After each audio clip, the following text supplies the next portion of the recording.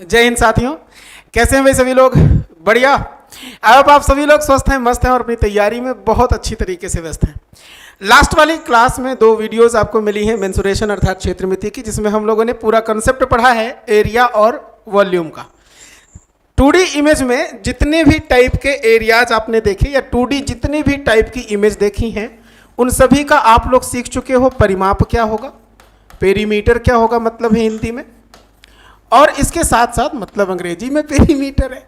Okay, इसके साथ साथ आपने देखा सभी 2D इमेज के क्षेत्रफल पर बातें करी। क्षेत्रफल या फिर एरिया किसी भी इमेज का जो निकालने का तरीका है, वो तरीका क्या होना चाहिए? फार्मूला रटेना नहीं था, फार्मूला को याद करना था, और याद करने का जो तरीका था मतलब कॉन्सेप्ट बनाने का जो तरीका था, वो हम लोगों ने लास्ट वाली वीडियो में समझ लिया है।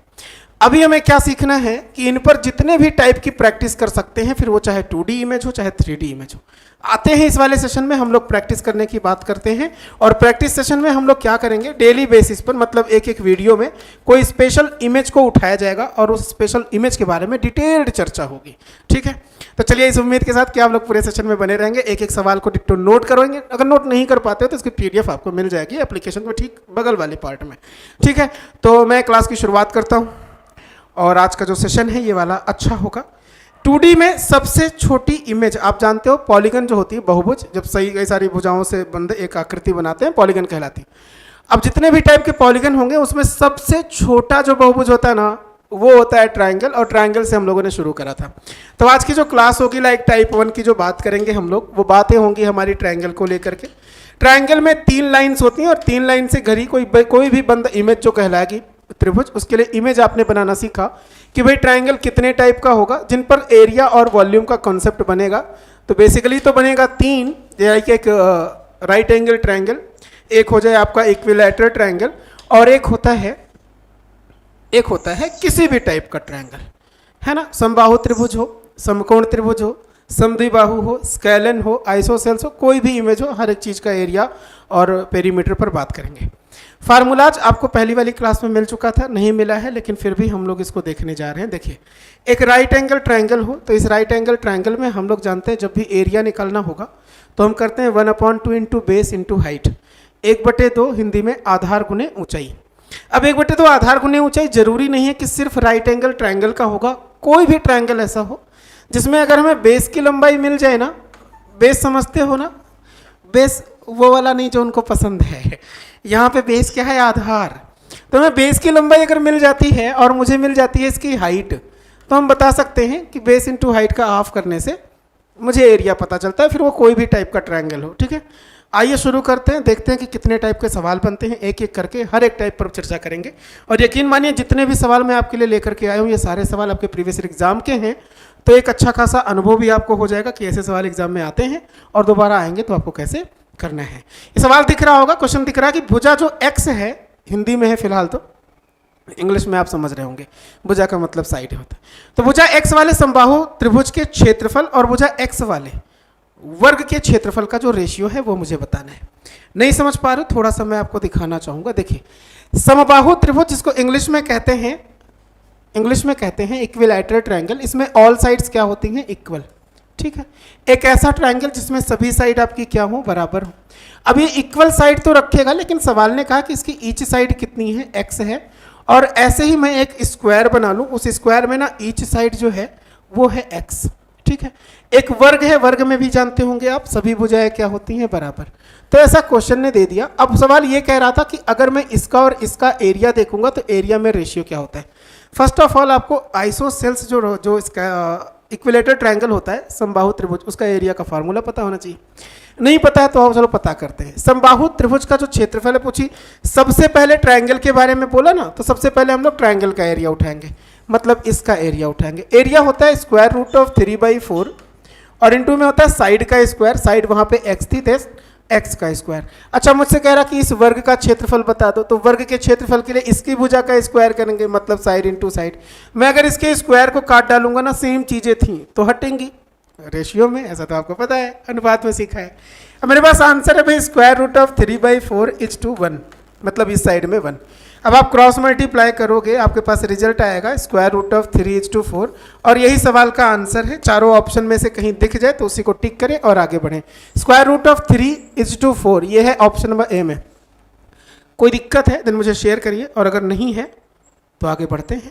हर एक सवाल पे अगर समझ में आता जाए तो नीचे कमेंट बॉक्स का जो ऑप्शन है वहाँ पर आकर के कमेंट में जरूर लिखिए समझ में आ गया। नहीं आया तो उस क्वेश्चन नंबर के साथ में, लाइक पहला सवाल है, नहीं समझ में आया तो आप लिखिए नहीं समझ में आया, देन अगली क्लास में आपको उसको अच्छे से और एक्सप्लेन करते हैं उसी वाले सवाल को। आते हैं दूसरे वाले क्वेश्चन पे। तो लगातार जारी है, पहले आप अटेंड कर लो वीडियो को रोक के, और अगर कर ले जाते हो तो फिर मेरे साथ चलते रहो। बढ़ते हैं। देखो सवाल कह रहा कि एक समकोण त्रिभुज का आधार है 12 सेंटीमीटर, एक अन्य दो भुजाओं के मापों में जो डिफरेंस है वो है 6 सेंटीमीटर का, ट्रायंगल का पेरीमीटर बता दो। यहाँ पर बात हो रही है एक समकोण त्रिभुज अर्थात राइट एंगल ट्रायंगल की। इंग्लिश में बात करें तो सवाल कह रहा था base of a right angle triangle is 12 centimetre and the difference between two remaining sides is 6 centimetre, then find the perimeter of the triangle. हमसे कह रहा है कि समकोण त्रिभुज कोई भी होगा, उस राइट एंगल ट्रायंगल में मेरे को कुछ चीज़ें पता है। राइट एंगल समझते हो ना, एक एंगल कितने डिग्री का हो जाए, 90 का। और इसमें मेरे को ट्रायंगल का आधार पता है, मतलब बेस ऑफ ट्रायंगल पता है 12 सेंटीमीटर। इसकी जो दो बाकी साइड्स है ना उनमें 6 का डिफरेंस है। अब अगर 6 का डिफरेंस है तो आपको इतना तो आइडिया हो गया होगा कि इन जो बाकी दोनों साइड्स हैं उसमें लॉन्गेस्ट साइड कौन सी है, मतलब बड़ी वाली भुजा। जब भी कभी राइट एंगल ट्रायंगल बनाते हैं आप तो 90 डिग्री के ठीक सामने वाली साइड सबसे बड़ी, जिसको कर्ण बोलते हो, हाइपोटेनिस, ये अगर बड़ी है और इन दोनों में 6 का अंतर है बाबूजी, तो मैंने अगर लंब को x माना है तो इसकी लंबाई कितनी हो जाएगी, x + 6। अब बताओ कोई दिक्कत नहीं। तो एक बात मैं यहाँ पे लिखने जा रहा हूँ, उसको नोट डाउन कर लीजिएगा, बहुत इंपॉर्टेंट है, और वहाँ पर लिख भी लीजिएगा, बहुत इंपॉर्टेंट है, मतलब खतरनाक, बहुत ज़्यादा इंपॉर्टेंट है। तो ये लिख लेना कि हम लोग जो ट्रिपलेट्स लिखने जा रहे हैं, ट्रिपलेट्स ऑफ ट्रायंगल, ट्रिपलेट्स जो है ना ट्रायंगल के, ये तभी काम करेगा जब ट्रायंगल कैसा हो, राइट एंगल ट्रायंगल। मतलब ट्रिपलेट्स होता ही समकोण त्रिभुज के लिए है। होता क्या है समझते हैं। एक राइट एंगल ट्रायंगल में आप जानते हैं 3 चीज़ें होती हैं। एक तो होती है इसका base, you know what is base, एक होती है इसकी हाइट है, और एक होता है इसका हाइपोटेनियस, जिसको आप कर्ण बोलते हो। क्या बोलते हो गाइस, हाइपोटेनियस मतलब कर्ण। अब आप मुझे एक बात बताओ, अगर आपको हाइपोटेनियस की वैल्यू मिल जाती है तो आप बेस और जो परपेंडिकुलर है उसकी लेंथ बता सकते हो। जैसे इन तीनों में ट्रिपलेट्स कहता है कि अगर 5 की लंबाई का हो गया कर्ण, तो भाई इन दोनों में कोई भी 3 कोई भी एक 4 होगा, ये फिक्स है। आपको फिलहाल इस पर फोकस करना, याद रखिएगा। 5 अगर कर्ण की लंबाई है तो इन दोनों में कोई ना कोई 3 कोई ना कोई 4 होगा। एक ट्रिपलेट्स बनता है, इसी का 2 गुना कर दो, 5 का 2 गुना 10 करा, तो ये भी अपने आप 2 गुने हो जाते हैं, 8 होगा। ये कितना होगा, 6। इसका अगर हम 5 का 2 गुना नहीं 3 गुना करते तो ये होता 15, 4 का 3 गुना 12, 3 गुना 3 9 हो जाता, 5 का 4 गुना 20 कर देते तो ये हो जाता 4 4 4 4 5 चौके, तो 4 चौके 16, और ये हो जाता 3 चौके 12। अभी देखो ये ट्रिपलेट्स बनते चलते 3 4 5 का रेशियो। मुझे यहाँ पे एक साइड 12 पता है, तो या तो आप ये वाला 12 ले लो या तो यही दोनों में लेंगे, क्योंकि भाई साहब बेस की लंबाई है। तो जरूरी नहीं कि यही वाला 12 ले लो, बेस है, कोई भी एक बेस कोई भी एक हाइट हो सकता है। अब आप मुझे ये बताओ कि इन दोनों में डिफरेंस 6 का चाहिए। अगर मैं इस वाले को बेस मान लेता तो 16 और 20 में केवल 4 का अंतर है, कॉन्सेप्ट नहीं बना। बट अगर मैं यहाँ वाले 12 को मान लेता तो देखो 9 और 15 में डिफरेंस कितने का है, 6 का, मतलब फिक्स पता चल गया मेरे को, तीनों साइड पता चल गई, 9 12 और 15। कोई डाउट हुआ? और हमसे क्या कह रहा था, हमसे कह रहा था कि पेरीमीटर बता दो, परिमाप बता दो। परिमाप के लिए क्या करते, पेरीमीटर के लिए 9 + 12 + 15 कर लेते, आंसर मिल जाता। 12 15 या 9 2 11 5 16, 1 1 2 और 1 3, 36 सेंटीमीटर, अगर सेंटीमीटर में था तो ये हो गया मेरे पास में आंसर। अब मैं आपको बताऊं कि एक तो ये तरीका था, समझ रहे हो, नहीं समझ रहे हो गाइस, समझ तो रहे होंगे।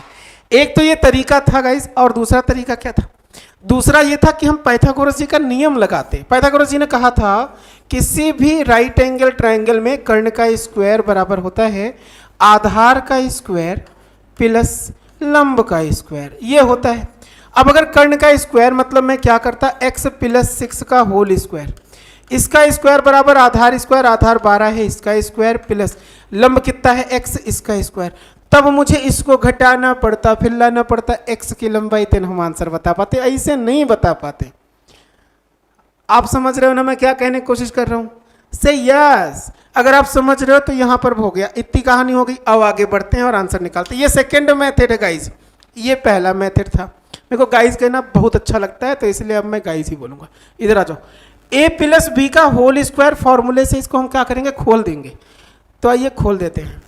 पहले का square X square plus B मतलब 6 का square 36 plus 2 times of A into B, अरे A square plus B square plus 2 A भी होता है, तो ये पहले का, दूसरे का, अब 2 गुना ऑफ एक्स और गुने में 6। अच्छा उधर देखो ना, 12 का स्क्वायर 144 गाइज, और ये एक्स का स्क्वायर था गाइज गाइज गाइज गाइज, ये खत्म। कौन सा?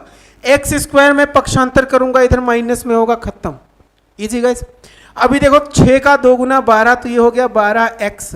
उधर देखो ना 144 था, मैं 36 लेके जाऊं, घटा दूं, तो मेरे पास में बचेगा कितना, 108। हैव यू एनी कस्ट? देन सो नो कस्ट। 12 से काट डालूंगा इसको तो x की वैल्यू आ गई 9 टाइम्स, 12 9 108। जैसे ही इसकी वैल्यू मिली 9 हो गई, जैसे ही इसकी वैल्यू मिली 9 में 6 जोड़ करके 15 हो गया। अब आपसे पूछ रहा था पेरीमीटर बता दो, 12 प्लस 15 प्लस 9 आ जाता 36। तो एक तो तरीका ये था, एक ये था। अगर आप ट्रिपलेट्स याद कर लेते हैं तो बहुत तेजी से आंसर कर ले जाते। मैं ये समझाने की कोशिश कर रहा था। आते हैं गाइस अगले सवाल पे। बहुत सवाल ऐसे होंगे जिसमें ट्रिपलेट्स की जरूरत पड़ेगी। विश्वास नहीं हो रहा होगा, आओ दिखाते हैं, आइए। अरे बहुत सवाल है, आपको कहाँ सवाल में कहो, बहुत सवाल है। आ जाओ बाबू जी, ऐसे सवाल उठाते हैं जिसमें हमें इस वाले कंसेप्ट का यूज करना पड़े, समझ रहे हो? से यस। तो हमें राइट एंगल ट्रायंगल चाहिए होगा, और राइट एंगल ट्रायंगल पर आवाज, चलो बीच में करते रहेंगे, क्यों भाई? ये देखो, ये बढ़िया सवाल है। आप इस सवाल को अच्छे से समझो और सवाल का आंसर कोशिश करो कि जल्दी आ जाए। कैसे बताओगे? एक राइट एंगल ट्रायंगल में ज्यामितीय आधार से लंब 4 सेंटीमीटर बड़ा है, कर्ण उससे 4 सेंटीमीटर बड़ा है, कर्ण की लंबाई की गणना कीजिए। आइए करते हैं, आइए करते हैं गाइस। गाइस कोई दिक्कत होगी ना तो मुझे शेयर करेंगे आप, मुझे इस उम्मीद, मुझे मतलब उम्मीद रहती है। देखो भाई, हमने क्या करा था, एक राइट एंगल ट्रायंगल बनाया था। इस राइट एंगल ट्रायंगल में हम सबको पता है, क्या पता है कि this is the base, P for perpendicular, H for hypotenuse मतलब कर्ण। और हमने पढ़ा है ट्रिपलेट्स। क्या पढ़ा गाइस? ट्रिपलेट्स। इस पर आते, जरूरी नहीं था वो हमने 3 4 5 का बताया कि सिर्फ उतने ही ट्रिपलेट्स होते, उसी का 2 गुना 3 गुना 4 गुना करते, बट उस पर ज़्यादा सवाल बनते हैं, तो एटलीस्ट उतना याद रखो। बीच बीच में मैं बताऊंगा, और भी बहुत सारे होते हैं, हम छोड़ेंगे कुछ भी नहीं गाइस। तो देखो ना, अगर मैंने करा पी बी, पी हो गया गाइस, बी हो गया भाई गाइस, एच, ये 5 है, 4 है, 3 है, इसका मैं दुगना करूंगा 10 है, ये दुगना 8, ये दुगना 6, 5 का 3 गुना 15, 4 का 3 गुना 12, 3 का 3 गुना 9, 5 का 4 गुना 20, ये होगा 4 का 4 गुना 16, 3 का 4 गुना 12, 5 का मुझे क्या करना था, 25 करना है, 4 का 5 गुना 20 करना है, 3 का 5 गुना 15 करना। अभी देखो इसमें भी जुगाड़ है, यही नहीं मतलब सवाल देखोगे और उसमें भी जुगाड़ लगा लोगे। नहीं नहीं नहीं पता चला ना? इधर देखो ना, इन सब में डिफरेंस गाइस कितने का है? 1 1 का। 3 4 5 में ध्यान से देखो, 3 4 5 में 1 1 का डिफरेंस था। मतलब ये था कि जब ये कर्ण 5 की लंबाई होगी, 5 का स्क्वायर, 4 का स्क्वायर प्लस 3 का स्क्वायर जोड़ोगे वही निकलेगा 5 का स्क्वायर। 3 4 5 में 1 1 का डिफरेंस है, तो जैसे ही 2 से मल्टीप्लाई करोगे ना, ये डिफरेंस 2 2 का बन जाएगा। गाइज अगर मैं इसमें 3 से मल्टीप्लाई कर रहा हूं ना ब्रो, तो ब्रो ये 3 3 के डिफरेंस पर देखो, 9 से 12 3, 12 से 15 3, 3 3 का डिफरेंस। अगर हमने इसमें 4 का मल्टीप्लाई करा तो 4 4 का डिफरेंस मिलेगा। अगर हम 5 का कर रहे हैं तो 5 5 का डिफरेंस मिलेगा। मुझे बता दो, ज्यामितीय आधार से लंब 4 सेंटीमीटर बड़ा है और कर्ण उससे 4 सेंटीमीटर बड़ा है, कुल मिला के एक दूसरे में डिफरेंस कितना? 4 का डिफरेंस पाने के लिए मुझे इसी 3 4 5 में 4 का मल्टीप्लाई करना पड़ेगा, और देन मुझे पता चल जाता ये है वो 3 side of the triangle. Easy और नॉट इजी? जल्दी बताएं भाई, कोई डाउट है किसी को? देन मुझे शेयर करिए।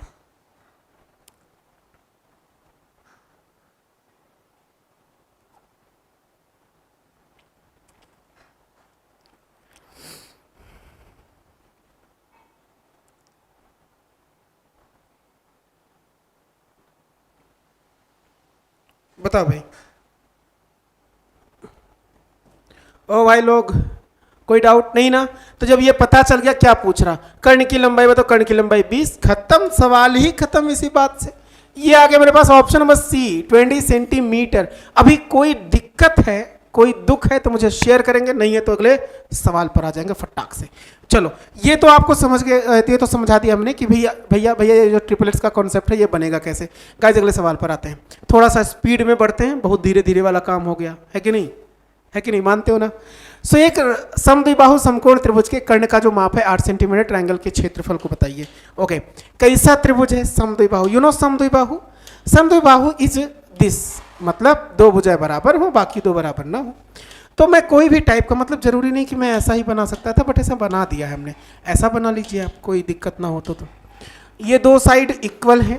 क्वेश्चन ने कहा समद्विबाहु त्रिभुज के कर्ण के लंबाई 8 सेंटीमीटर, एक समद्विबाहु समकोण त्रिभुज है। काहे भैया गलती कर रहे हो, इधर देखो ना, समझो थोड़ा सा।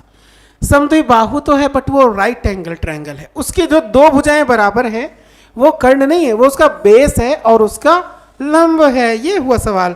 90 डिग्री पर एंगल बनेगा ना राइट एंगल ट्रायंगल। ओ भाई लोग, एक मिनट, देख रहा हम सवाल ही छोड़ गए उसको, तो कोई नहीं गाइस, कोई नहीं, आप सवाल पर आ जाओ। ये है एक समद्विबाहु, लेकिन कैसा त्रिभुज है? समकोण त्रिभुज।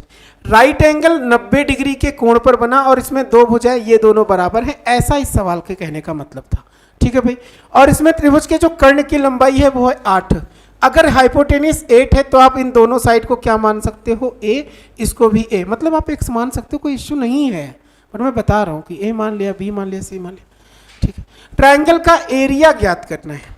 आप मेरे को बताओ, जब भी मुझे इसका एरिया बतलाना होगा मैं क्या करूंगा? एरिया के लिए मुझे कॉन्सेप्ट पता है राइट एंगल ट्रायंगल का, 1/2 इंटू बेस इंटू हाइट। सो 1/2 बेस इंटू हाइट से हम लोग एरिया बतलाते, but you know 1/2 into base भी a है, हाइट भी a है, तो मेरे पास a का स्क्वायर हुआ। अब कैसे भी कर करके आपको a की वैल्यू पता करनी है। a की वैल्यू पता करने के लिए हम आते हैं, कॉन्सेप्ट उठाते हैं पाइथागोरस जी का, ज्योमेट्री में पढ़ा था ना, याद करो। पाइथागोरस जी ने कहा था कि कर्ण का स्क्वायर जो है, मैं लिख के बताऊं क्या? सब कुछ मुझे लिखना पड़ता है, क्यों भाई? ये आधार के स्क्वायर प्लस लंब के स्क्वायर के बराबर होता। सो हाइपोटेनिस 8 का square is equal area a का स्क्वायर प्लस लंब मतलब a का स्क्वायर। a और a मिलकर 2a का स्क्वायर हो गया, इधर 8 का स्क्वायर हो गया 64, 2 से काट डालूंगा 32। आप मुझे बताओ a का स्क्वायर कितना आ रहा? 32, मतलब a का मान ना बताओ, a स्क्वायर बताना था, डायरेक्ट रख दो इसमें आंसर। 1/2 ऑफ a का स्क्वायर इज 32, 2 से काट डालूंगा, आएगा आंसर 16। ये हो गया एरिया। जिसको ना समझ में आया हो कमेंट करो, और अगर समझ में आया हो देन आगे बढ़ो। आते हैं अगले सवाल पे। ना समझ में आएगा एक बार और देख लीजिए क्वेश्चन को करने का तरीका क्या है, जो आप एप्लीकेशन पे क्लास कर रहे हो। इन सभी क्वेश्चंस को करने का कॉन्सेप्ट ये है कि आप सवाल देखो, वीडियो को रोको, पहले खुद से लगाओ, ना लगे तो हमारा सोल्यूशन देखो, और जैसे क्लास ओवर हो जाए, ये वाला मतलब क्लास क्वेश्चन पूरा लग जाए और मैं आ जाऊँ अगले सवाल पे और आपको समझ में ना आए तो फिर से बैक करके देख लो, ये कॉन्सेप्ट होता है। चलो आ जाओ। एक समकोण त्रिभुज की दो छोटी भुजाओं का की लंबाई 7 और 24 सेंटीमीटर, त्रिभुज की परिवृत्त की त्रिज्या ज्ञात करिए। भाई कितना खूबसूरत सवाल है भाई, बात समझ रहे हो कैसे? इस सवाल को तो वही लोग कर पाएंगे जिन्होंने ज्योमेट्री अच्छे से पढ़ी है। मैंने अपलोड कर दी थी, पूरी ज्योमेट्री पढ़ा रखी, कुछ छूटा नहीं है ज्योमेट्री में। और हमने बताया था आपको, सुनिएगा एक बार और सुन लीजिएगा, कि अगर मैं राइट एंगल ट्रायंगल उठा रहा हूं, ओ भाई ये लोग राइट एंगल ट्रायंगल में उठा रहा हूं, तो राइट एंगल ट्रायंगल का ये जो कर्ण की लंबाई नहीं है, ये जो हाइपोटेनिस है, यही कर्ण की लंबाई परिवृत्त का व्यास हो जाती है। नहीं समझ में आ रहा? जब हम किसी एक सर्कल में अंदर कोई भी ट्रायंगल बनाने की कोशिश करेंगे, कैसा ट्रायंगल? Right angle triangle. इसके अंदर अगर हम राइट एंगल ट्रायंगल बनाएंगे तो वो राइट एंगल ट्रायंगल तो बनेगा, लेकिन दैट टाइम उसका जो कर्ण की लंबाई होगी, ये वाली लंबाई, ये व्यास का काम करेगी। And you know what is ये 90 डिग्री के सामने की भुजा व्यास है। इसी को हम व्यास मतलब डायमीटर, इसी का काम इस राइट एंगल ट्रायंगल में कर्ण का काम था। मतलब ये है भाई साहब कि व्यास का जो मिड पॉइंट होता है, मिड पॉइंट, वही तो सेंटर ऑफ सर्कल था। अगर ये सेंटर ऑफ सर्कल है देन मुझे बताइए ना, डायमीटर तो रेडियस का जस्ट डबल होता ना, त्रिज्या का जस्ट डबल होता है, तो क्या हम ये नहीं कह सकते, पूछो क्या, कि परिवृत्त की त्रिज्या, जो पूछा है सवाल ने उस पर आते हैं, रेडियस ऑफ सर्कम सर्कल बोलते हैं इसको, परिवृत्त को सर्कम सर्कल इंग्लिश में, परिवृत्त की त्रिज्या बतलानी हो, रेडियस ऑफ सर्कम सर्कल बतलाना हो, तो मैं क्या ये नहीं कह सकता कि जब वो डायमीटर का हाफ होगा मतलब कर्ण का हाफ होगा, हाइपोटेनिस का हाफ होगा, नहीं। बस बहुत इजी सवाल हो गया आपके लिए। अब क्या करना था, आपने ना कर्ण की लंबाई बता देनी है, उसका आधा निकाल लेना, खत्म सवाल, समझ रहे हो। तो मुझे क्या करना था, 7 सेंटीमीटर हो गया इसको बेस, 20 सेंटीमीटर 24 हो गया ये, और मुझे कर्ण की लंबाई किससे, पाइथागोरस जी के नियम से। सो कर्ण की लंबाई आ जाती है मेरे पास में 24 का स्क्वायर प्लस 7 का स्क्वायर और इनका स्क्वायर रूट, क्यों, क्योंकि ये कर्ण का स्क्वायर था। ओके गाइस, 24 का स्क्वायर 576 होगा, 7 का होता है 49। अगर मैं इनका स्क्वायर रूट निकालना चाहता हूँ, 9 6 15 5 7 4 11 12 5 और 1 6, तो ये हो गया मेरे पास में 625, और इसका स्क्वायर रूट निकालोगे तो आएगा 25। यहाँ पर रख लेंगे हम लोग 25, मतलब कहाँ पर, ये जो कर्ण की लंबाई है, कर्ण की लंबाई जब मुझे मिल गई 25 तो इसका हाफ कर लो, रेडियस ऑफ सर्कल मिल गया 12.5। मुझे बताओ कोई डाउट है तो, बहुत आराम आराम से पढ़ा रहा हूँ, पता है क्यों पढ़ा रहा हूँ इतना आराम आराम से, ताकि तुम सब समझ जाओ। अभी समझ में आ रहा गाइस, देन गाइस इस सवाल पर आइए ना। देखो राइट एंगल ट्रायंगल पर कितने खूबसूरत खूबसूरत सवाल बने, देखो इसको देखो, समबाहु त्रिभुज, इंग्लिश में इक्विलैटरल ट्रायंगल, इंग्लिश में पूरी लैंग्वेज हो गई। Area of equilateral triangle is 49√3 centimetre square. Then find length of side of the triangle, triangle की भुजा की लंबाई बताइए, आइए करके देखते हैं। तो भाई साहब हमने क्या करा, एक इक्विलैटरल ट्रायंगल बनाया है, इस इक्विलैटरल ट्रायंगल में लेंथ ना एरिया दे रखा, तो मैं क्या करता हूं, एरिया, एरिया एरिया होता है square root of 3/4 into side का स्क्वायर, गाइस गाइस साइड का स्क्वायर, बट ये निकालना नहीं है, ये दे रखे, कह रहे हैं 49√3 है। गाइस इतनी बात समझ गए थे, ये फॉर्मूला होता है एरिया ऑफ इक्विलैटरल ट्रायंगल। हाँ, तो जब एक समबाहु त्रिभुज का क्षेत्रफल आपको पता है, फार्मूला पता है और एरिया भी पता, जैसे ही बराबर करोगे कुछ ना कुछ कटेगा, जो बचेगा वहां से आंसर।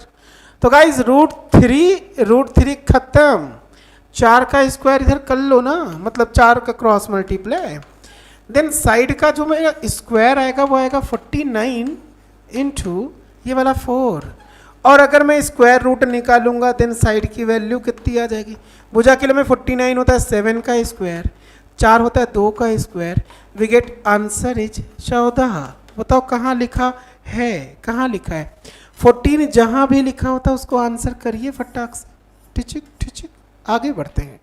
सब कुछ समझ में आ रहा है ना, तो इसीलिए मैं कह रहा हूँ वीडियो को रोक के या फिर से देख लेंगे आप, मुझे उम्मीद है। तो इसलिए हर एक सवाल का मतलब सिस्टमेटिक तरीके से बहुत ही खूबसूरत, मतलब बढ़िया तरीके से आंसर करते चलते हैं। ए बी से वंस अगेन एक इक्विलैटरल ट्रायंगल है, ABC is an equilateral triangle. PQR is the midpoint of the sides AB, BC and AC. Length of side is 4 centimeter of the triangle. Then find area of PQR is, PQR का area बताना है। Tell me guys, आपके अनुसार answer क्या होगा।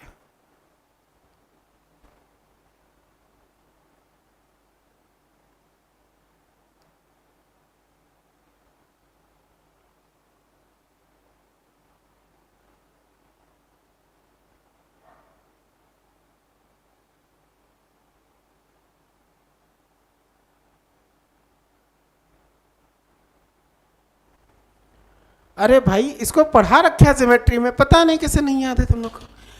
Triangle कैसा था, equilateral में बड़ा सा बना दूं, इतना बड़ा सा नहीं, छोटा बना दूं। एक इक्विलैटरल ट्रायंगल है, यू नो।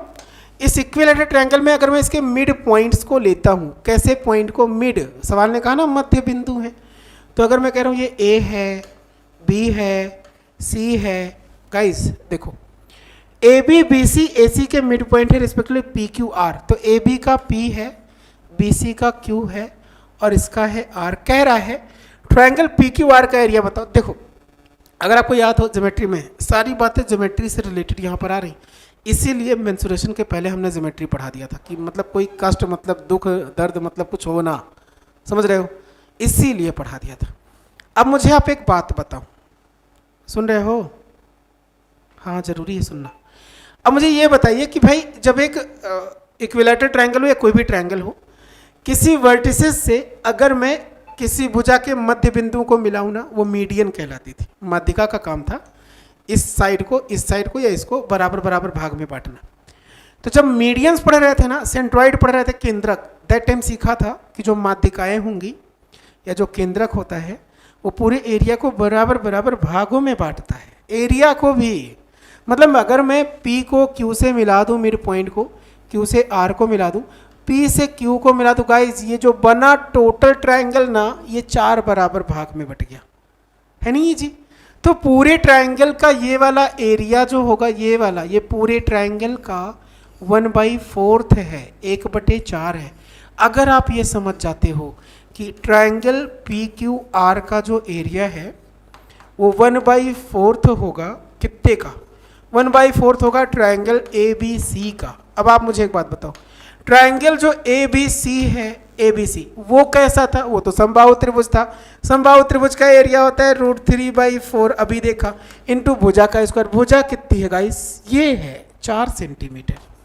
सो 4 का स्क्वायर। मुझे बताओ कोई डाउट तो नहीं किसी को, क्योंकि जरूरी है बनना डाउट होगा तो मुझे एक बार और बताइएगा, देख लीजिएगा, क्योंकि इसके पहले हमने बता दिया था कि एरिया जो होता है इक्विलैटरल ट्रायंगल का √3/4 इंटू साइड का स्क्वायर होता है, वहीं से √3/4 साइड का स्क्वायर, बट ये तो पूरे का 1/4 था। तो अब मुझे क्या करना था? 4 × 4 16, 4 चौके 16 खत्म है, ऊपर था √3 × 1 √3, और यही गाइज हो गया मेरे पास में solution, √3 centimetre, option number C, और कुछ नहीं। इजी गाइस, इसी बात पर आगे बढ़ें। से यस, अभी किसी को थोड़ा सा कष्ट हो मुझे शेयर करिए।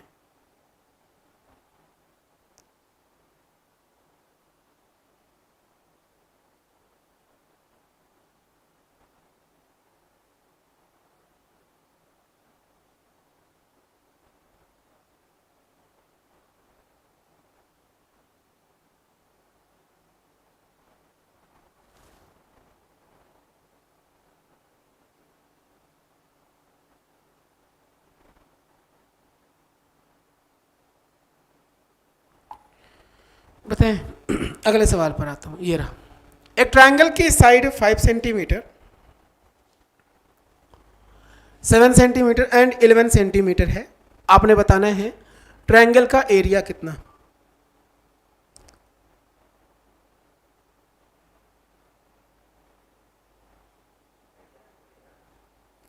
जल्दी बताएं।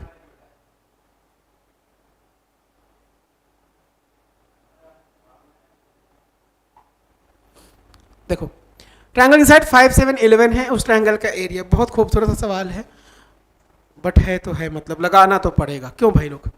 अब इस सवाल को देखते हैं जरा। तीनों साइड 5 7 11, जब भी कभी ऐसा मिले आपको तो एक बार ये चेक कर लिया करो कि कहीं ट्रायंगल जो हमको दिया है ना, वो ट्रायंगल राइट एंगल ट्रायंगल तो नहीं है। राइट एंगल ट्रायंगल होता तो 1/2 बेस इंटू हाइट कर लेते, जल्दी हो जाता। अच्छा, राइट एंगल ट्रायंगल चेक करने के लिए हम लोग बड़े वाले का स्क्वायर करते हैं, 11 का स्क्वायर 121, 7 का स्क्वायर 5 का स्क्वायर करके जोड़ते हैं, मतलब नहीं है, नहीं है तभी ये डेसिमल में आ रहा है, ठीक है, नहीं है, चलो कोई बात नहीं। बट ऐसा चेक कर लेना, हो सकता है अभी मैं सवाल कराऊंगा, अगर ऐसा चेक करने से हो जाता है राइट एंगल, तो फिर 1/2 इंटू बेस इंटू हाइट करते आंसर, इसलिए ठीक है। फिलहाल नहीं है तो आइए बेसिक से लगाते हैं। जब भी कभी किसी ऐसे ट्रायंगल में जब तीनों साइड्स अलग अलग लेंथ की हों, जब तीनों साइड अलग अलग लेंथ की हों तब हमने पढ़ा था एक 5 है, एक 7 है, 11 है।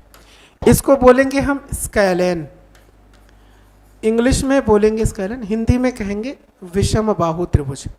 और एक विषम बाहु त्रिभुज का जो एरिया होता है वो होता है, एरिया होता है square root of S common S minus A common S minus B common S minus C, ये होता है। वेयर जो एस है ना वो सेमी पेरीमीटर है, S is equal A plus B plus C by 2, अर्ध परिमाप। ये मैंने पहली वाली वीडियो में बता रखा है। तो अगर ए बी सी है तो ए प्लस बी प्लस सी कर लो, मेरे पास आएगा 5 प्लस 7 प्लस 11 बट्टे 2। हमने जोड़ा, जोड़ने पर मेरे पास वैल्यू आ रही 5 7 7 5 12, 12 और 11 मिल जाते, 12 और 11 मिल जाते 23/2। ये जो है अर्ध परिमाप है। अभी गाइस इतनी में कोई दिक्कत, जल्दी बताएं भाई।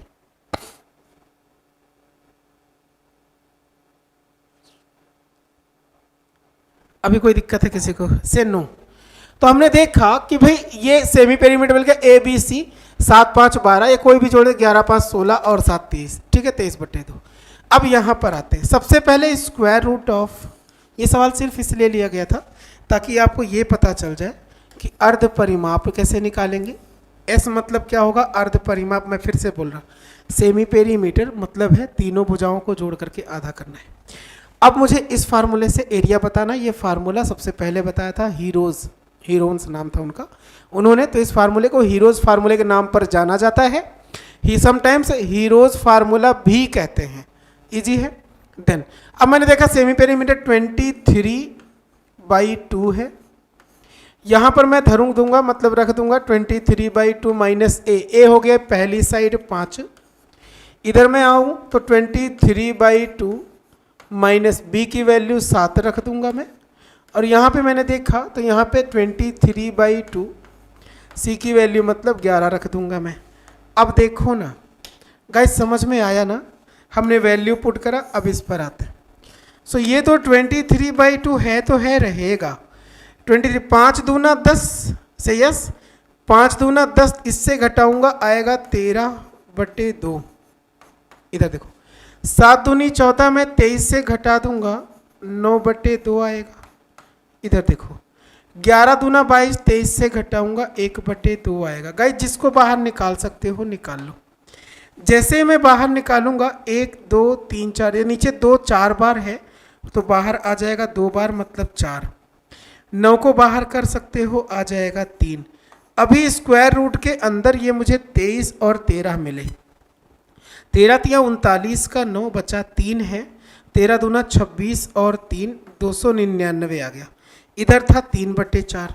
अब 299 का स्क्वायर रूट आप भागविधि मेथड से निकालोगे, फिर आंसर बताओगे। समझ में बात आ रही? ऐसे आप नहीं बता सकते थे कि इनमें से, क्योंकि देख रहे हो नियरेस्ट वैल्यू है और डेसिमल के बाद 2 स्थान तक हमको बताना है। तो ये सवाल सिर्फ इसलिए लिया गया था ताकि आपको इसका कंसेप्ट पता चल जाए, इसका कंसेप्ट पता चल जाए और इस पे वैल्यू पुट करके हमें कैसे आंसर निकालना है उसका मान पता चल जाए। यहाँ पे जो हमने 5 7 11 रखा है, ये ए बी सी है रिस्पेक्टिवली। इसका मान ए रखा, इसका बी, इसका C. A B C is the sides of the triangle, then इसके अनुसार हुआ। अब 299 का वर्गमूल भाग विधि से कैसे निकालना है, ये नंबर सिस्टम में पढ़ा था, नहीं याद है तो मैं एक पेज पे बता देता हूँ। 299 का वर्गमूल या स्क्वायर रूट आपको निकालना है तो हम लोगों ने पढ़ा था, राइट हैंड साइड से 2 2 का पेयर बनाया, ऐसे नंबर लेने कि उनका स्क्वायर 2 से ज़्यादा ना हो। सो 1, ये मैं माइनस करूँगा 1, ये वाला 1 यहाँ पे ऐड हो गया, 1 और 1 2 हो गया। अब मैं 99 उतार लूँगा, 99 हमने ले लिया। कोई नंबर यहाँ पे रखो, उसी से मल्टीप्लाई करें, इससे ज़्यादा ना हो। तो अगर मैं 8 रखता तो ज़्यादा हो जाता, अगर मैं 27 सत्ते करूँगा ज़्यादा। 25 27 का 7 से करके देखते हैं। 7 सत्ते 49 का 9, मेरे पास 4 है, 7 दूनी 14, 4 18, वी गेट आंसर इज 10। यहाँ पे 10 बचा। ये वाला 7 ऐड करोगे, चूंकि हमें 2 डिजिट तक चाहिए था, ठीक है। तो ये 27 और 7 मिलकर के 34। मैं यहाँ पे 2 डिजिट उतारूंगा, किससे मल्टीप्लाई करते हो तो ये उतरेगा जब ये दशमलव लगेगा। तो 3 बार में डिवाइड कर सकते हैं, इसलिए 3 बार हमने लिया। 3 चौके 12, 3 तिया 9, 1 10, नहीं ज़्यादा हो जाएगा। तो मुझे इसको डिवाइड करना था 2 टाइम्स, ये 2 होगा। 2 दूना 4, 2 चौके 8, 3 दूना 6, मेरे पास बचेगा 10 से 4 6, 9 से 8 1, यहाँ पे 9 से 6 तो 3। फिर से 2 डिजिट उतारोगे आप, यहाँ पे उस वाले 2 को ऐड करोगे आप, आएगा 344, और फिर से किसी नंबर टाइम्स डिवाइड करोगे कि इससे ज़्यादा ना हो।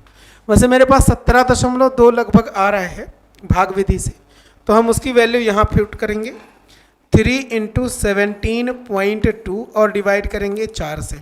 ओके गाइस, 3 से गुणा करोगे 17 तिया 51, 3 दूना 6, 51.6, ये हो गया 4। 4 से डिवाइड करना था, 4 एकम 4, यहाँ पे 11 बचा, 4 दूना 8, यहाँ पे 8 था तो 36 बचा, दशमलव लगाया, 4 9 36, 12.9 और 9 करके एक ऑप्शन आ रहा है, बाकी और आगे जा सकते थे बट एक ऑप्शन मिल गया ना, तो बस यही वाला हो जाता है 12.97 समथिंग। लेंदी क्वेश्चन था ना, टाइम टेकिंग था। टाइम टेकिंग जानते हैं क्या था? बस केवल कैलकुलेशन, बाकी सारी चीज़ें मेरे ख्याल से आप समझ रहे होंगे। अगर ये समझ गए हैं देन अच्छी बात है, नहीं समझ पाए तो एक बार और देख लेंगे, इसी उम्मीद के साथ कि मतलब देख लोगे। अगले सवाल पर आता हूँ मैं। अगला क्वेश्चन है और खूबसूरत सा, बेहतरीन सा, ललनटाप सा आपको दिखाई दे रहा, करिए भाई साहब। जहाँ कहीं दुख हो हमसे बताइए, तुरंत हम लोग उसका मतलब सल्यूशन लीजिए, है ना। कोई दिक्कत हो, कोई दुख दर्द हो, थोड़ा सा भी होए तो हमको शेयर जरूर करिएगा, ठीक गाइस। गाइस आगे बढ़ सकते हैं, चलो बहुत बढ़िया। ओके, अगले सवाल पर आते हैं।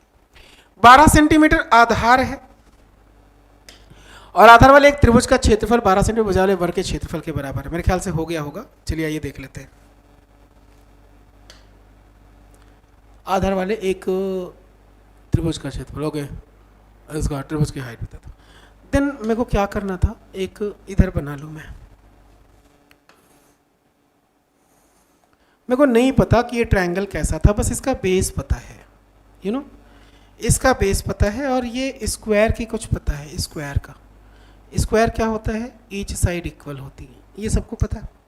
ओके, कह रहा सवाल कि 12 सेंटीमीटर इसका बेस है, आधार है, इसकी हाइट नहीं पता, इसकी हाइट नहीं पता। इसमें ऑल साइड्स जो हैं ये 12 हैं, ऐसा सवाल ने कहा। आप मेरे को बताओ, आसान आसान से क्वेश्चन है, बहुत ज़्यादा टफ में भी नहीं करा रहा। 12 सेंटीमीटर आधार है, इसका हाइट नहीं पता, इसकी ईच साइड हाँ 12 थी, इसके दोनों के एरियाज इक्वल हैं, कह रहा एरिया के बराबर है। और ट्रायंगल की मेरे को हाइट बतानी है, तो आप मुझे बताओ 1/2 इंटू बेस इंटू हाइट, मतलब 12 × h। अभी देख चुके थे, ये तो हो गया इसका एरिया, इसका एरिया होगा 12 × 12, किसका, वर्ग का क्षेत्रफल। ये दोनों क्षेत्रफल क्या है, बराबर, ऐसा सवाल ने लिखा है, तो हमने दोनों एरिया को बराबर करा। 12 से अगर मैं इसको काट डालूंगा, 2 का क्रॉस मल्टीप्लाई करूंगा, हाइट जो है ना, है ना, बोलो ना, ये आ गया 12 दूना 24। इजी आंसर है कि नहीं, 24 is the right answer, option number D हो गया। आगे बढ़ते हैं। किसी ट्रायंगल की 2 साइड्स की लेंथ 4 सेंटीमीटर 10 सेंटीमीटर, तीसरी भुजा की लंबाई 1 सेंटीमीटर, कौन सी सही होगी। ये ज्योमेट्री का क्वेश्चन था और इस सवाल को मैं करा चुका हूँ ज्योमेट्री में, फिलहाल नहीं कराना चाहिए था बट कराऊंगा। पढ़ लेते हैं अच्छे से। कह रहा सवाल कि एक ट्रायंगल की 2 साइड से 4 सेंटीमीटर 10 सेंटीमीटर, ट्रायंगल की तीसरी साइड है ए और मुझे ए की लेंथ पता नहीं। आप ध्यान से समझिएगा गाइज, बहुत ज़रूरी गाइज है बात। आज ये बताओ, किन्हीं भी ट्रायंगल में, किसी भी ट्रायंगल में 2 छोटी भुजाओं का,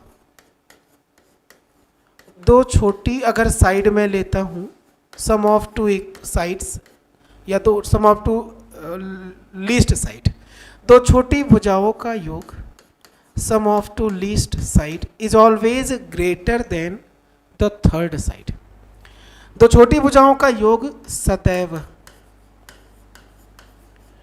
जो तीसरी भुजा होगी ना, थर्ड साइड, तीसरी भुजा उससे बड़ी होती है, ऐसी प्रॉपर्टी है, भुजा से बड़ी होगी। ट्रायंगल अगर चाहिए आपको तो ये वाला कॉन्सेप्ट चाहिए ही चाहिए। बोलो बात समझ में आ रही? किसी भी ट्रायंगल में दो लीस्ट साइड का जो सम होता है वो ऑलवेज थर्ड साइड से बड़ा होता है, अदरवाइज ट्रायंगल नहीं बनता गाइस। अब देखो, अगर ये बात समझ में आ रही है तो मुझे बताइए ना, अगर मैं इसकी वैल्यू लेता हूं, एक साइड हो गई है 4, एक हो गई है 10 और एक हो गई है a। अगर मैं 4 लेता हूं, 10 लेता हूं, एक साइड है a, 3 साइड है, मुझे एक बात बताइए, अब a अगर मैक्सिमम वैल्यू मैं मान लेता हूं, तीन दो कंडीशंस बनती हैं कि a की लंबाई बड़ी है, अगर a सबसे बड़ी है, अरे दो कंडीशन बनेगी, या तो a की लंबाई 4-10 से बड़ी होगी या तो a की लंबाई छोटी होगी, ठीक है। तो अगर a बड़ी भुजा में मान लेता हूं कि ये बड़ी भुजा है, अगर बड़ी भुजा, तो आप मुझे बताओ अगर a बड़ा है तो छोटे कौन हुए? 4 और 10 छोटे हुए, इनका सम दो छोटी भुजा का योगफल तीसरे से बड़ा छोटा होना चाहिए ना, तीसरे भुजा से क्या होना चाहिए? बड़ा। मतलब ये कि 10 और 4 मिलकर के बड़े हो जाएंगे a से, तो a से बड़ा कौन है? 14। ये तो बात समझ में आ गई। a से बड़ा कौन? 14। ये पहले ऑप्शन में दिख गया तो इसी को टिक करते हैं, हम लोग आगे बढ़ जाते हैं। बट एक बार देख लेते हैं छोटी वाली साइड के लिए। अगर हम a की साइड छोटी मान लेते हैं कि a जो है ना ये छोटी भुजा, अब मुझे बताओ तो दो छोटी भुजाएं कौन हुई? एक तो 4 हो गया और एक a हो गया, और इनका जो सम होगा वो बड़ा होना चाहिए था किससे? 10 से। यही तो पढ़ा है, दो छोटी भुजाओं का योग तीसरे से बड़ा होना चाहिए। अब आप 4 उधर ले जाओ घटाते, तो a की वैल्यू जो आता है वो 6। 6 से बड़ा है a और 14 से छोटा है, 6 से बड़ा है a, 14 से छोटा है, पहला ऑप्शन क्लियर है। तो ये चीजें हम लोगों ने पढ़ी थी कहां पर? ज्योमेट्री में। आइए गाइस इस बात के साथ कि आपको ये सवाल समझ में आ गया है, इस वाले सवाल पर देखिएगा, बस मुझे 1 मिनट दीजिएगा।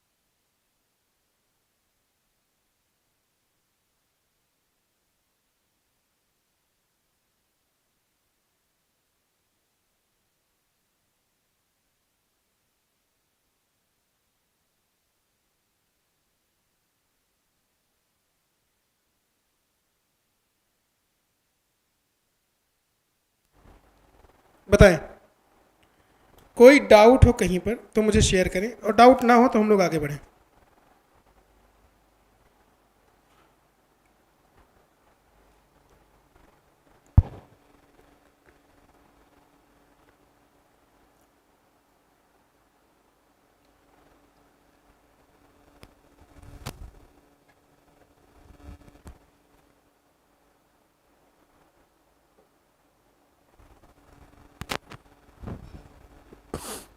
हेलो,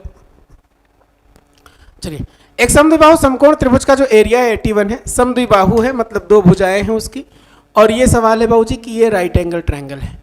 एरिया 81 है, इसके हाइपोटेनस की लंबाई बतानी है। मैं बताऊंगा कि आप बताओगे गाइस। समद्विबाहु समकोण त्रिभुज का एरिया है 81, ओके। समद्विबाहु है मतलब दो भुजाएं बराबर हैं, दोनों भुजाएं बराबर, और राइट एंगल ट्रायंगल है। ये समद्विबाहु का ये दोनों साइड्स इक्वल, मैं इसको x इसको x मानूं। एरिया जानते हो क्या होगा? 1/2 अभी तक देखते आ रहे थे तो इसलिए मैं थोड़ा स्पीड में हूँ। 1/2 बेस इंटू हाइट मतलब x का स्क्वायर, ये मुझे बताना था। कर्ण की लंबाई बतानी, ओके।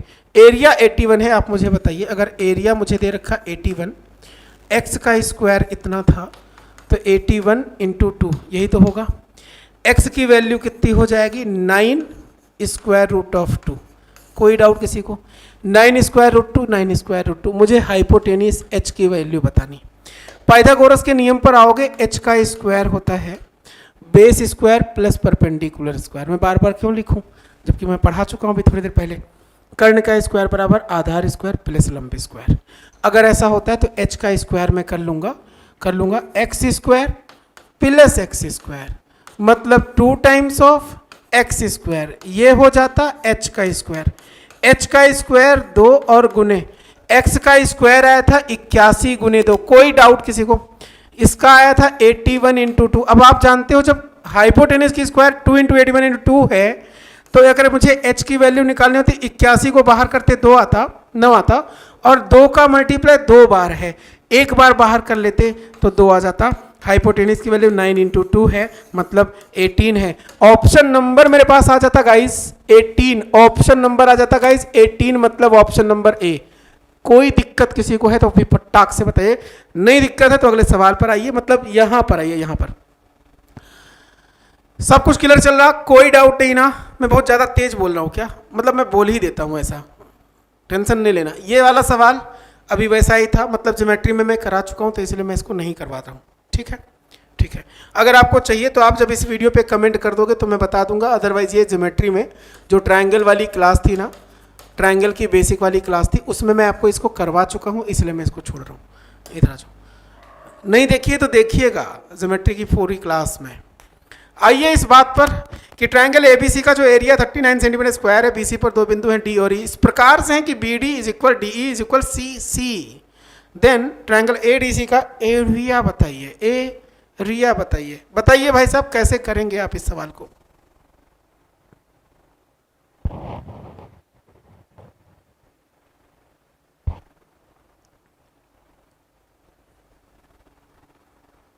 बताएं।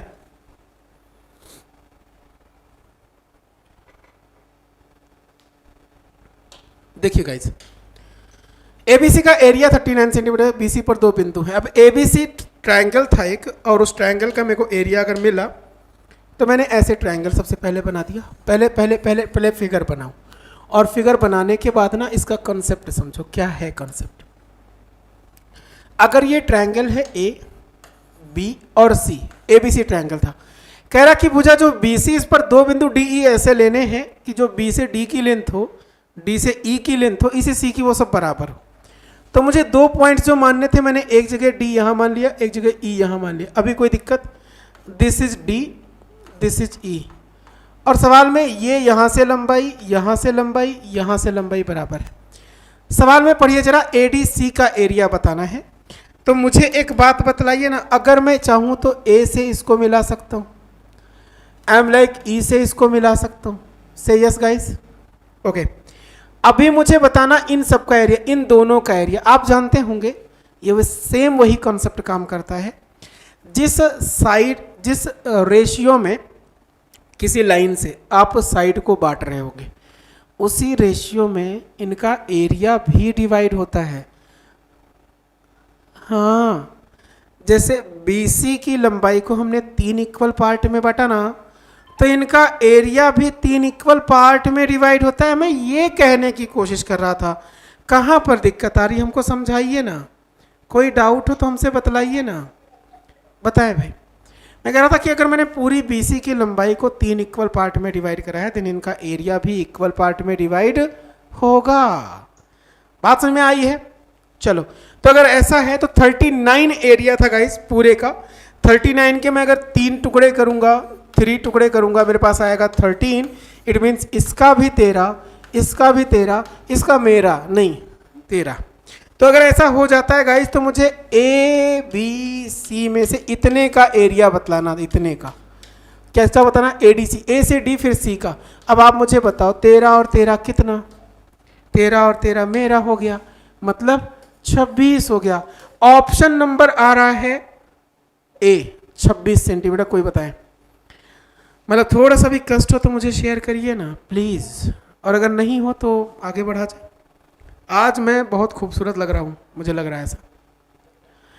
चलिए इसी बात पर हम लोग आते हैं अगले सवाल पे। अगला क्वेश्चन ये रहा, यदि 64 सेंटीमीटर पेरीमीटर वाले एक ट्राइंगल की अंतः त्रिज्या है 8 सेंटीमीटर, उस त्रिभुज का क्षेत्रफल ज्ञात करना है। अब ऐसे सवालों से शुरुआत करते हैं हम लोग नेक्स्ट क्लास से आज की क्लास इतनी ही रखते हैं। आई होप आप सबको पूरी क्लास समझ में आई होगी और बहुत अच्छी लगी होगी। इसी सेशन को आगे कंटिन्यू करते हैं। ट्रायंगल अभी समाप्त नहीं हुआ है, नेक्स्ट क्लास में कुछ और खूबसूरत सवालों के साथ इसको ख़त्म करते हैं। तो आज की क्लास कैसी लगी है कमेंट करके शेयर कर देना। और हाँ कुछ नहीं, मतलब मन से लगे रहो भाई, पढ़ते रहो, यकीनन सफलता मिलेगी। और आज के लिए बस इतना ही रखते हैं। अगली क्लास तक के लिए thanks to all of you, love you to all of you, जय हिंद।